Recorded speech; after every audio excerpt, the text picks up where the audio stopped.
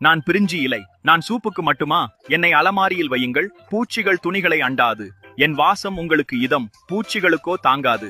Chemical இல்லை, நான் தரும் பாதுகாப்பு. நான் பிரிஞ்சி இலை. என்னை மாவு தானியங்களில் போடுங்கள். என் வாசம் வண்டுகளை விரட்டியடிக்கும். சமையலறை சுத்தமாக இருக்கும். உள்ளே பூச்சி தொல்லையே இருக்காது.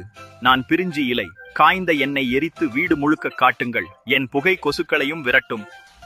இயற்கை வழி, நம் பாரம்பரிய முறை. நான் பிரிஞ்சி இலை. வீக்கத்தின் மேல் என்னை வைத்து மெதுவாக அழுத்துங்கள். அந்த இடத்தை ஆற்றி வீக்கத்தை குறைப்பேன்.